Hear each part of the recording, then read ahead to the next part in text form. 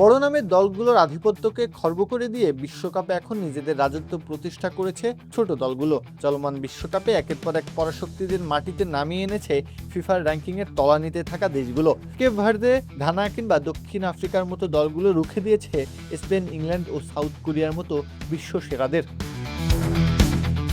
অনেকেই একে কেবল ভাগ্যের খেলা ভাবলেও এর পেছনে লুকিয়ে আছে নিখুঁত পরিকল্পনা ও ক্ষুরধার রণকৌশল। মাঠের চুলচেরা বিশ্লেষণে দেখা যায় এই চমকপ্রদ ফলাফলের পেছনে রয়েছে এক অভিন্ন ডিফেন্সিভ প্যাটার্ন। বিশ্বসেরা দলগুলোর চেনা ফাঁদে পা না দিয়ে তারা মাঠে নেমে রচনা করছে এক দুর্ভেদ্য প্রাচীর। চিয়ার আপের রিফ্রেশিং স্বাদে সবার মুখে হাসি ছড়াবে। চিয়ার আপ ছড়ায় হ্যাপিনেস।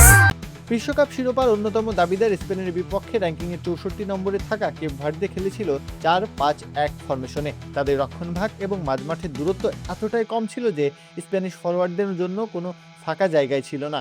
স্পেন বারবার বল পেছনে পাস দিয়ে তাদের লোভ দেখালেও কেপ ভার্দে নিজেদের রক্ষণ দুর্গ ছেড়ে একটুও নড়েনি।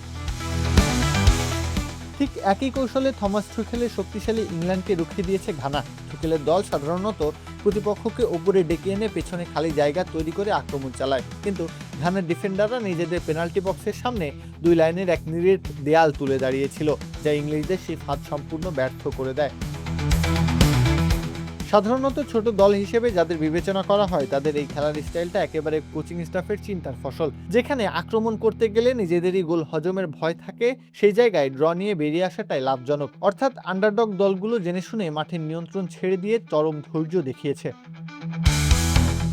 নামের ভারে বড় হয়ে থাকা দলগুলো যেখানে মাঠে নামার আগে জয়ের হিসাব শুরু করে, সেখানে থমকে যেতে হয় ছোট দলগুলোর সামনে। ফুটবলের সবুজ মাঠে বড় আর ছোট দল বলে যে বাস্তবে কিছু হয় না, সেটাই যেন আরো একবার প্রমাণিত হয়ে যাচ্ছে এবারের বিশ্বকাপে।